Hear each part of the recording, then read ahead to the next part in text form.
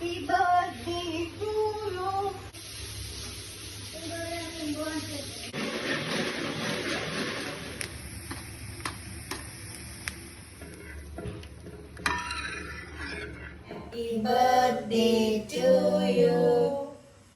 Good morning. ഇന്ന് കുറച്ച് രാവിലെ നേരത്തെ തന്നെ എഴുന്നേറ്റിട്ടുണ്ട്. ഇന്ന് ജിത്തുവിൻ്റെ പിറന്നാളാണ്. അപ്പോൾ രാവിലെ സദ്യയൊക്കെ ഉണ്ടാക്കി അവന് കൊടുത്തിട്ട് വേണം അവനെ സ്കൂളിലേക്ക് വിടാൻ വേണ്ടിയിട്ട്. അപ്പോൾ രാവിലെ തന്നെ നമ്മുടെ ജോലികളൊക്കെ അങ്ങ് തുടങ്ങാവേ. അങ്ങനെ പിന്നെ ഞാൻ പോയി കുളിയൊക്കെയും കഴിഞ്ഞ് വന്നേ. പിന്നെ ജിത്തുവിനെ ഒന്ന് അമ്പലത്തിൽ കൊണ്ടുപോകണം. അപ്പോൾ കുറേ ജോലികളുള്ളതുകൊണ്ട് അച്ചുട്ട് പറഞ്ഞു ഞാൻ കൊണ്ടുവരാമെന്ന്. പിന്നെ അടുത്തുള്ള അമ്പലമാണല്ലോ. അന്ന് അച്ചുട്ട പിറന്നാളായിട്ട് വീഡിയോ ഇട്ടിട്ട് കുറേ പേര് വിളിച്ചിട്ട് എവിടെ അമ്പലം നല്ല ഭംഗിയുണ്ട്, പിന്നെ ഞാൻ കൊല്ലത്ത് പോയപ്പോഴൊക്കെ എല്ലാവർക്കും ഭയങ്കരമായിട്ട് ഇഷ്ടമായി എന്നൊക്കെ പറഞ്ഞു. അന്ന് നെല്ല് വിതച്ചിട്ടേ ഉണ്ടായിരുന്നുള്ളൂ. നല്ല പച്ച കളറിലായിരുന്നു പാടം ഉണ്ടായിരുന്നത്. ഇപ്പം നെല്ലൊക്കെ വിളഞ്ഞ് പാടമൊക്കെ നല്ല മഞ്ഞ കളറായിട്ടുണ്ട് കേട്ടോ. അപ്പോൾ അങ്ങനെ അവർ അമ്പലത്തിലൊക്കെ പോയി തൊഴുതിട്ട് എനിക്ക് വീഡിയോ ഒക്കെ എടുത്തുകൊണ്ട് വന്ന് തന്നു. ഞാൻ അച്ഛൻ്റെ അടുത്ത് പ്രത്യേകം പറഞ്ഞു വിട്ടു, ഞാൻ വരണില്ല വെച്ചിട്ട് നീ വീഡിയോ ഒന്നും എടുക്കാതെ വരല്ലേ എന്ന്. അപ്പോൾ അവൾ എന്തായാലും ഡീറ്റെയിൽ ആയിട്ട് എന്നെ എടുത്തുകൊണ്ടൊക്കെ തന്നു കേട്ടോ. അപ്പോഴേക്കും ഞാൻ എൻ്റെ പണികളൊക്കെ ഇങ്ങനെ തുടങ്ങിയിട്ടുണ്ടായിരുന്നു. സാമ്പാറിനുള്ള പരിപ്പൊക്കെ വേവിച്ചിട്ട് അതിൽ നിന്ന് എലിശ്ശേരിക്ക് കുറച്ച് പരിപ്പ് ഞാൻ എടുത്ത് മാറ്റി വെച്ചു. ഇവിടെ പിറന്നാളൊക്കെ ആയ എലിശ്ശേരി നിർബന്ധമാണ്. പിന്നെ സാമ്പാറൊക്കെ നമ്മളിവിടെ വറുത്തരച്ചിട്ട് തന്നെയാണ് കേട്ടോ വയ്ക്കുക. നമ്മുടെ കൊല്ലത്തൊക്കെ നമ്മൾ തീയിൽ വറുത്തരച്ച് വയ്ക്കും പോലെ തന്നെയാണ് ഇവിടെ സാമ്പാറൊക്കെ വയ്ക്കുക. അപ്പോഴേക്കും നമ്മുടെ പിള്ളേരൊക്കെ ഇങ്ങ് വന്നു കേട്ടോ തൊഴുതിട്ടൊക്കെ. പിന്നെ പടാന്ന് എല്ലാ പണികളും അങ്ങ് ചെയ്തു തീർത്തു. സാമ്പാറിന് ഞാൻ ഇവിടെ കട്ടക്കായം തന്നെ കേട്ടോ. സാമ്പാറിനല്ല, എല്ലാ കറികൾക്കും ഞാൻ കട്ടക്കായം തന്നെയാണ് യൂസ് ചെയ്യുക. എനിക്കെന്തോ പൊടി ഇടുമ്പോൾ സ്മെല്ല് കുറവ് പോലെ തോന്നും. എനിക്ക് കുറച്ച് സ്മെല്ലൊക്കെ മുന്നിൽ നിൽക്കണം. അപ്പോൾ ഞാൻ കട്ടക്കായമൊക്കെയാണ് യൂസ് ചെയ്യുക. പിന്നെ അങ്ങനെ തേങ്ങയൊക്കെ വറുത്ത് വെച്ചു. അത് കഴിഞ്ഞപ്പോഴത്തേന് കുറേ കഷ്ണങ്ങളൊന്നും ഇടുന്നില്ല എന്ന് വിചാരിച്ചു. തക്കാളിയും വെണ്ടയ്ക്കയും കിഴങ്ങും അങ്ങനെ 1-2 കഷ്ണങ്ങളൊക്കെ ഇട്ടിട്ട് സാമ്പാർ വയ്ക്കാമെന്ന് വിചാരിച്ചു. ഞാൻ അല്ലെങ്കിൽ സാമ്പാർ വയ്ക്കുമ്പോൾ ഉള്ള കഷ്ണങ്ങൾ മുഴുവനും ഇട്ടിട്ട് ഒരു കുക്കർ നിറയെ സാമ്പാറുണ്ടാവും കഷ്ണങ്ങളിതായിട്ട്. ഇവിടെ എല്ലാവർക്കും ഭയങ്കര ഇഷ്ടമാണ്. കഷ്ണമൊക്കെ എല്ലാവരും എടുത്ത് കഴിക്കാറുണ്ട്. അപ്പോൾ ഇന്നിപ്പോൾ ഏട്ടനൊന്നും ഇല്ലാത്ത കാരണം ഞാൻ കുറേ കറികളൊന്നും ഉണ്ടാക്കുന്നില്ല. പിന്നെ പിള്ളേരും സ്കൂളിലേക്ക് പോവുമല്ലേ, അപ്പോൾ പിന്നെ അധികം കറികളൊന്നും ഉണ്ടാക്കുന്നില്ല. പിന്നെ രാവിലെ ഇഡലിയൊക്കെ ആയിരുന്നു. ഇഡലിയൊക്കെ അങ്ങനെ അടുപ്പത്ത് വെച്ച ശേഷം എലിശ്ശേരി ഉണ്ടാക്കാനുള്ള മത്തങ്ങയൊക്കെ അങ്ങ് എടുത്തു. മത്തങ്ങയൊക്കെ അങ്ങ് എടുത്ത് മുറിച്ചിട്ട് അതുമൊക്കെ അങ്ങ് അരിഞ്ഞ് അടുപ്പത്തേക്ക് വെച്ചു. ഇപ്രാവശ്യം കിട്ടിയതെന്ന് വെച്ചാൽ പെട്ടെന്ന് അങ്ങ് വെന്ത് പോകുന്ന മത്തങ്ങയായിരുന്നു. പിന്നെ കുക്കറിലിട്ട് കഴിഞ്ഞാൽ അത് മത്തങ്ങ പായസം പോലെ ആവും. അപ്പോൾ പിന്നെ ഞാനങ്ങനെ കുക്കറിലൊന്നും വെക്കാൻ നിന്നില്ല, ചീനച്ചട്ടിയിൽ തന്നെ എടുത്ത് വെച്ചു. അതൊക്കെ വെച്ച് അതിൻ്റെ അരപ്പൊക്കെ അരച്ച് കഴിഞ്ഞപ്പോഴാണ് നോക്കുമ്പോൾ കറിവേപ്പിലയൊന്നുമില്ല. അങ്ങനെ ഞാനതൊക്കെ ഇങ്ങ് ഒടിച്ചുകൊണ്ട് വന്നു. ആ സമയം കൊണ്ട് നമ്മുടെ മത്തങ്ങയൊക്കെ അങ്ങ് വെന്ത് കഴിഞ്ഞു. പിന്നെ നമ്മൾ എടുത്ത് വെച്ച പരിപ്പൊക്കെ ഉണ്ടായിരുന്നല്ലോ, അത് ഞാൻ പിന്നെ ലാസ്റ്റാണ് ഇട്ടത്. മത്തങ്ങയുടെ കൂടെ ഇടണ്ടെന്ന് വിചാരിച്ചു. അങ്ങനെ അതുമൊക്കെ അങ്ങ് ഇട്ട് ഞാൻ എരിശ്ശേരിയൊക്കെ അങ്ങ് റെഡിയാക്കി വെച്ചു കേട്ടോ. പിന്നെ മെഴുക്കുവരട്ടി കുറച്ച് ഉരുളൻകിഴങ്ങ് ഉണ്ടാക്കാമെന്ന് വിചാരിച്ചു. ജിത്തുവിനും ഭയങ്കര ഇഷ്ടമുള്ള സാധനങ്ങളല്ലേ നമ്മൾ പിറന്നാളിനൊക്കെ ഉണ്ടാക്കി കൊടുക്കേണ്ടത്. അപ്പോൾ ഇതിങ്ങനെ സ്കൂളിലൊക്കെ പോകുന്ന സമയത്ത് പണ്ട് അമ്മ ഉണ്ടാക്കി തരുന്നതായിരുന്നു. ഇത് കണക്ക് ഇങ്ങനെ ക്യൂബ് പോലെ അരിഞ്ഞിട്ട് നമ്മൾ നല്ല ഉപ്പും മഞ്ഞപ്പൊടിയൊക്കെ എന്നിട്ട് ഒരു കുറച്ച് നേരം അടച്ച് വയ്ക്കുമ്പോൾ തന്നെ ഒന്ന് നന്നായിട്ട് വാടി ഒരു കളറൊക്കെ ഒന്ന് മാറി വരും.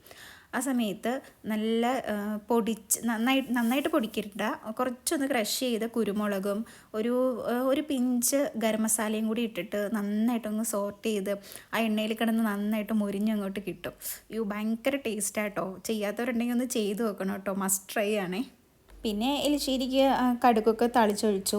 അപ്പോഴാണ് തേങ്ങ വറുത്തിടുന്ന കാര്യം ഞാൻ മറന്നുപോയത്. അങ്ങനെ ഞാൻ പിന്നെ കുറച്ച് തേങ്ങയും കൂടിയൊക്കെ അങ്ങ് വറുത്തിട്ടു. എന്താ അറിയില്ല, ഭയങ്കര മറവി എന്നല്ല, നമ്മൾ ടെൻഷൻ കൂടുമ്പോൾ സ്വാഭാവികമായിട്ട് മറവി വരാറുള്ളതായിരിക്കും. ഒട്ടുമിക്ക എല്ലാവർക്കും ഉണ്ടാവും. എനിക്ക് കുറച്ച് കൂടുതലായിട്ടുണ്ട് കേട്ടോ ഇപ്പോൾ. അങ്ങനെ അതുമൊക്കെ അങ്ങ് ചെയ്ത് കഴിഞ്ഞിട്ട് അതേ ചട്ടിയിൽ തന്നെ ഞാൻ പപ്പടമൊക്കെ അങ്ങ് കാച്ചി. പിറന്നാളായിട്ട് പപ്പടം ഇല്ലാതെ എന്താഘോഷമല്ലേ.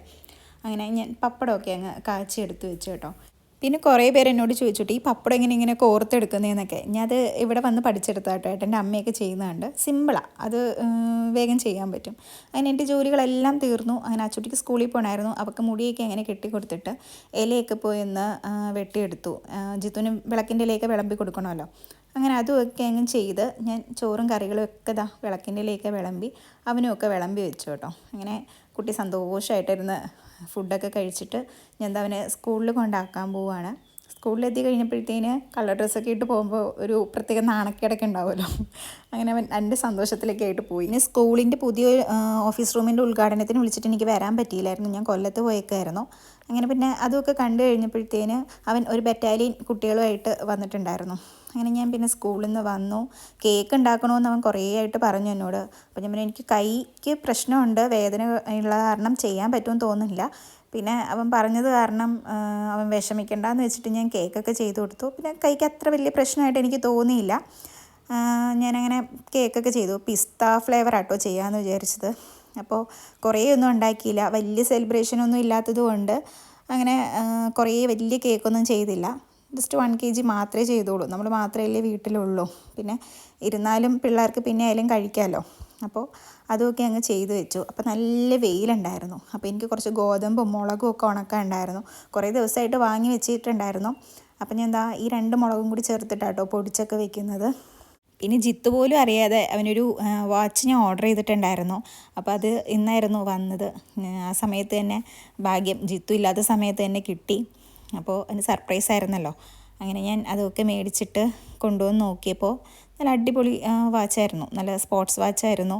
അവൻ കുറേ നാളുകൊണ്ട് സ്മാർട്ട് വാച്ച് വേണമെന്നൊക്കെ പറയണം. അപ്പോൾ ഈ പ്രായത്തിലൊന്നും സ്മാർട്ട് വാച്ചൊന്നും കെട്ടാറായിട്ടില്ല മോനെ, അപ്പോൾ നീ സാധാരണ വാച്ചൊക്കെ കെട്ടിയാൽ മതി പറഞ്ഞു.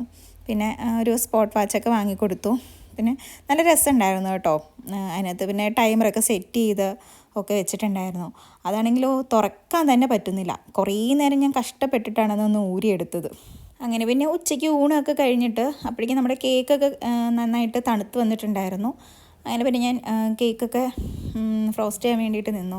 സാധാരണ നമ്മൾ പിള്ളേരുടെ പിറന്നാളും ഞങ്ങളുടെ വെഡ്ഡിങ് ഡേ അങ്ങനെ ഒരു വിശേഷങ്ങളും ഞങ്ങൾ മാത്രമായിട്ട് ഇതുവരെയും ചെയ്തിട്ടില്ല. കാരണം തൊട്ടപ്പുറത്തും ഇപ്പുറത്തും ഒക്കെ മാമന്മാരുടെ വീടുണ്ടെന്ന് പറഞ്ഞല്ലോ. അപ്പോൾ അവരെയൊക്കെ വിളിച്ചിട്ടാണ് നമ്മൾ ചെയ്യാറ്. ഇപ്രാവശ്യം ഞങ്ങളങ്ങനെ സെലിബ്രേറ്റ് ചെയ്യേണ്ടെന്ന് വിചാരിച്ചു. കാരണം ഏട്ടൻ്റെ മൂത്ത മാമൻ മരിച്ചിട്ട് ഇപ്പോൾ 1 വർഷം ആയിട്ടില്ല. അപ്പോൾ അമ്മായിയും അവിടുത്തെ ഏട്ടനും ഒന്നും വരാറില്ല. അപ്പോൾ ഞങ്ങൾ വിചാരിച്ചു ഈ 1 വർഷത്തെ പ്രോഗ്രാമുകളൊക്കെ ഒന്ന് നമ്മുടെ വീട്ടിനുള്ളിൽ തന്നെ ആക്കാം. പിന്നെ അതുമൊക്കെ കഴിഞ്ഞ് ഞാനെന്നാൽ പായസത്തിനുള്ള പാലൊക്കെ ഒന്ന് പിഴിഞ്ഞെടുത്ത് വെക്കാമെന്ന് വിചാരിച്ചപ്പോഴേക്കും പിള്ളേർ സ്കൂളൊക്കെ വിട്ട് ഫസ്റ്റ് ടൈം ജിത്തു എത്തി കേട്ടോ. പിന്നെ ഞാൻ അങ്ങനെ പാലൊക്കെ പിഴിഞ്ഞ് വെച്ച് ശർക്കരയൊക്കെ ഉരുക്കി വെച്ചു. അപ്പോൾ എന്നാൽ വേഗം ജോലികളൊക്കെ കഴിയുമല്ലോ.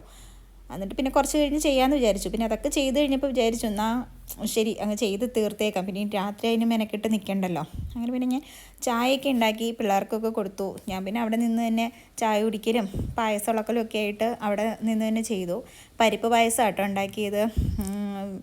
കുറേ ആയിട്ട് ഇങ്ങനെ സേമിയയും പാൽപ്പായസമൊക്കെ കഴിച്ചിട്ട് മതിയായി. അപ്പോൾ ഇപ്രാവശ്യം ഒരു ചേഞ്ചായിട്ട് ശർക്കര വെച്ചിട്ട് പരിപ്പ് പായസം ഉണ്ടാക്കാമെന്ന് വിചാരിച്ചു. പരിപ്പിലോട്ട് ശർക്കരയൊക്കെ പിടിച്ച് നല്ല മധുരമൊക്കെ പിടിച്ച് കഴിഞ്ഞപ്പോഴത്തേന് ഞാൻ 3ാമത്തെ പാൽ അതിലേക്ക് തന്നെ അങ്ങ് പിഴിഞ്ഞൊഴിച്ചു. ഇനി വേറൊരു പാത്രത്തിലാക്കി അതും കൂടി ഞാൻ കഴുകണ്ടേ. അപ്പോൾ ഞാൻ അതൊക്കെ അങ്ങ് പിഴിഞ്ഞൊഴിച്ച് കഴിഞ്ഞ് നന്നായിട്ട് ഇളക്കി അതൊന്ന് കുറുകി വന്ന സമയത്ത് ഞാൻ 2ാമത്തെ പാലൊഴിച്ചു. 2ാമത്തെ പാലും ഒഴിച്ച് അതും ഒന്ന് നന്നായിട്ട് സെറ്റായി വന്ന സമയമുണ്ടല്ലോ, ആ സമയത്ത് ഞാൻ ആദ്യത്തെ പാൽ ഒഴിക്കണം. ഒഴിക്കാറായിട്ടില്ല. അപ്പോൾ ഞാൻ 2ാമത്തെ പാൽ ഒഴിക്കുകയാണ്. 2ാമത്തെ പാൽ ഒഴിച്ചൊന്ന് കുറുകി വരണമല്ലോ. നന്നായിട്ട് കുറേ സമയം പിടിക്കും, കുറച്ചധികം നമ്മൾ ഉണ്ടാക്കുന്നുണ്ട്. അപ്പോൾ അതൊക്കെ ഒന്ന് കുറുകി വന്നതിന് ശേഷം ഞാൻ ഫസ്റ്റ് പാൽ ഒഴിക്കുകയാണ്. ഫസ്റ്റ് പാൽ ഒഴിച്ച ശേഷം ഒന്ന് തിള വരുമ്പോൾ ഓഫ് ചെയ്തോളൂ. പിന്നെ ഞാൻ വീട്ടിൽ തന്നെ ഉണ്ടാക്കിയ നെയ്യാട്ടോ. ആ നെയ്യിൽ തേങ്ങാക്കൊത്തൊക്കെ വറുത്തിട്ടു. വേറെ ഒന്നും ഇട്ടില്ല, തേങ്ങാക്കൊത്ത് മാത്രമേ ഇട്ടുള്ളൂ. പിന്നെ കുറച്ച് എന്താ പറയുക, ഏലയ്ക്ക പൊടിച്ചിടാൻ മറന്നുപോയായിരുന്നു. ഇതാ ഞാൻ നേരത്തെ പറഞ്ഞത്, മറവി നല്ലോണം ഉണ്ടെന്ന്. പിന്നെ ജോലിയൊക്കെ കഴിഞ്ഞപ്പോൾ സന്ധ്യയായി. അപ്പോഴേക്ക് ഏട്ടൻ എത്തിയിട്ടുണ്ടായിരുന്നു. പിന്നെ നമ്മൾ കേക്കൊക്കെ കട്ട് ചെയ്യാൻ വേണ്ടിയിട്ട് വെച്ചു.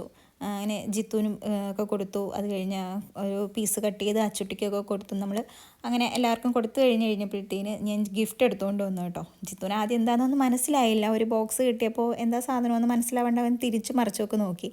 അവസാനം ഞാൻ അതൊന്ന് ഓപ്പൺ ചെയ്ത് അത് വാച്ചാണെന്ന് കണ്ടു കഴിഞ്ഞപ്പോഴത്തേന് ആശാൻ ആകെ ഞെട്ടിപ്പോയി. അവന് ഭയങ്കര സന്തോഷമായി. അവൻ്റെ സന്തോഷം കണ്ടപ്പോൾ ഞങ്ങൾക്കും ഭയങ്കരമായിട്ട് സന്തോഷമായി കേട്ടോ. ഞാൻ നശിപ്പിക്കരുതേ മോനെ എന്നൊക്കെ പറഞ്ഞു. കാരണം എന്ത് വാങ്ങിക്കൊടുത്താലും കുറേ നാളത്തേക്ക് ഉണ്ടാവില്ല, പെട്ടെന്ന് നശിപ്പിച്ച് കളയാറുണ്ട്. എന്നാലും അവൻ്റെ സന്തോഷമല്ലേ. അപ്പോൾ അങ്ങനെ അതൊക്കെ മേടിച്ച് കൊടുത്തു. മേടിച്ചല്ല, കയ്യിലൊക്കെ കെട്ടിയൊക്കെ കൊടുത്തു കേട്ടോ. അങ്ങനെ പിന്നെ കുറേ നേരം കഴിഞ്ഞിട്ട് ഞങ്ങൾ കേക്കൊക്കെ കഴിച്ച് കഴിഞ്ഞ് ഞങ്ങളുടെ ആഘോഷമൊക്കെ അങ്ങനെ നിർത്തി. അപ്പം നമ്മുടെ പിറന്നാൾ ആഘോഷമൊക്കെ അങ്ങനെ കഴിയുകയാണ്. അപ്പം അത്രയേ ഉള്ളൂ കേട്ടോ. ബൈ.